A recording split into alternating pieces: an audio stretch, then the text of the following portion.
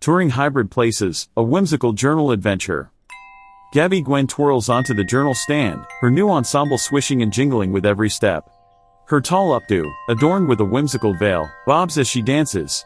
She wears a long gown with bishop sleeves and platform clogs, her detachable overskirt rustling with appliques and dangling lace. "Hello, darlings," Gwen chirps, her voice filled with excitement. "Welcome to today's fabulous journey through my latest journal creation, Touring Hybrid Places. Are you ready for a sassy adventure? Let's dive right in." She opens the journal, revealing a cover adorned with swirling patterns and glittering embellishments. Oh, isn't this just divine? The cover is a collage of hand-torn papers in shades of lavender, mint, and peach, with splashes of silver ink creating a dreamy cloud effect. And look at this spine. It's embellished with cascading strings of iridescent beads and tiny fabric flowers. Simply scrumptious.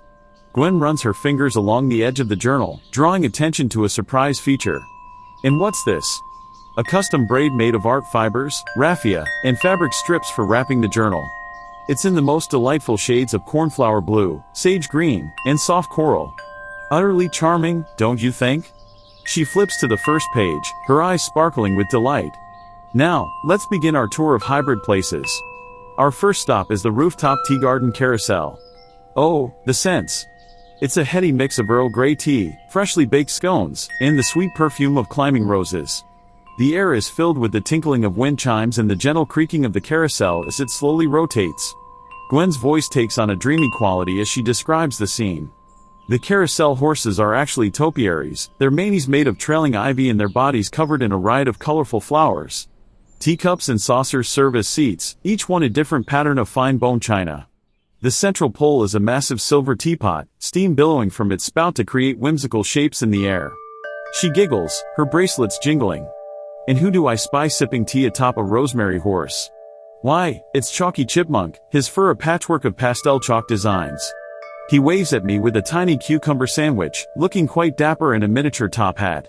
Thunder rumbles overhead, and Gwen looks up with a wry smile. "Oh, Zeus, darling, do calm down. Your stormy mood is clashing terribly with my narrative aesthetic." Turning the page, Gwen's eyes widen with excitement. Next, we have the underwater library grotto. The scent here is a curious blend of old books, sea salt, and tropical flowers. It's accompanied by the gentle lapping of waves and the occasional burble of underwater creatures engaged in heated literary debates. She leans in conspiratorially. The bookshelves are made of living coral in shades of pink, purple, and electric blue. Fish of every color dart between the stacks, some wearing tiny spectacles as they peruse the titles. The reading nooks are giant clamshells, lined with plush velvet and deep ocean hues. Gwen laughs, pointing to a detail on the page. "Oh, and look at this. Jeff La Jellyfish is giving a dramatic reading of The Old Man in the Sea to a rapt audience of seahorses. His tentacles are gesticulating wildly, sending sparkles of bioluminescence through the water with each movement." She turns to the next page, her voice dropping to a whisper. Now, we enter the Cloud 9 Nap Emporium. The air is heavy with the scent of lavender and chamomile, mingled with the comforting aroma of warm milk and honey. Soft lullabies played on crystalline wind chimes float through the air, accompanied by the gentle snores of contented nappers. Gwen's description becomes even more vivid. The floor is a patchwork of fluffy cumulus clouds, each one a different shade of white and cream. Beds of every description float lazily through the air, 4 posters draped in gossamer curtains, hammocks woven from moonbeams, and nest-like structures made from the softest down feathers. She points to a particular detail with a giggle. And there, sprawled across a divan made entirely of cotton candy, is Sybaritic Squirrel.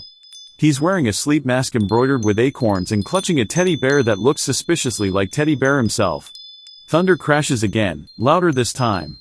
Gwen rolls her eyes. "Zeus, honey, your thunderous applause is appreciated but unnecessary. Let's keep it down to a dull roar, shall we?" Flipping to the next page, Gwen claps her hands in delight. "Oh, this is one of my favorites. The Quantum Wardrobe Labyrinth. The air here shimmers with the scent of ozone and possibility, mixed with the unmistakable fragrance of freshly laundered fabric and leather polish. The soundscape is a cacophony of zippers zipping, buttons popping, and the swish of fabric as outfits constantly rearrange themselves." Her voice takes on a tone of wonder as she continues. "The walls are lined with mirrors that reflect not just what's in front of them, but what could be. Racks of clothing stretch as far as the eye can see, each item shimmering and changing style every few seconds. Is that a ball gown? No, now it's a spacesuit. Wait, now it's a medieval suit of armor. Gwen laughs, pointing to a particular scene. And look who's having the time of his life. It's Presto Pony, blinking rapidly and turning every outfit he sees into increasingly frilly and outrageous dresses. The paradox professor is chasing after him, trying to explain the complexities of quantum fashion theory while his own lab coat keeps transforming into tutus and ball gowns. She turns to the next page, her eyes widening. Now we come to the holographic circus bazaar. The air is thick with the scent of buttered popcorn, cotton candy, and exotic spices from far-off lands. It's a symphony of calliope music, the calls of holographic barkers, and the oohs and ahs of amazed spectators. Gwen's description becomes even more animated. The tents are made of light, constantly shifting and changing colors. Acrobats made of starlight tumble through the air, while holographic animals perform impossible feats. The stalls sell everything from zero-gravity cotton candy to pins that let you change your hair color with a thought. She points to a corner of the page with a chuckle. And there's Sheriff La Sheep, trying to maintain order in this chaos. He's attempting to arrest a holographic pickpocket, but every time he gets close, the thief simply flickers and reappears elsewhere in the bazaar. Poor Sheriff looks utterly flummoxed. Thunder rumbles again, accompanied by a flash of lightning. Gwen sighs dramatically. Zeus, darling, your light show is competing with my holographic circus. Do try to tone it down a notch, won't you? Turning to the final page, Gwen's voice softens with awe. And for our grand finale, we have the enchanted attic of forgotten dreams. The air here is heavy with the scent of dust, old wood, and the faintest hint of magic. It's eerily quiet, save for the occasional creak of settling beams and the whisper of long-forgotten wishes. Her description paints a vivid picture. Shafts of golden light filter through cobwebbed windows, illuminating floating dust motes that sparkle like tiny stars.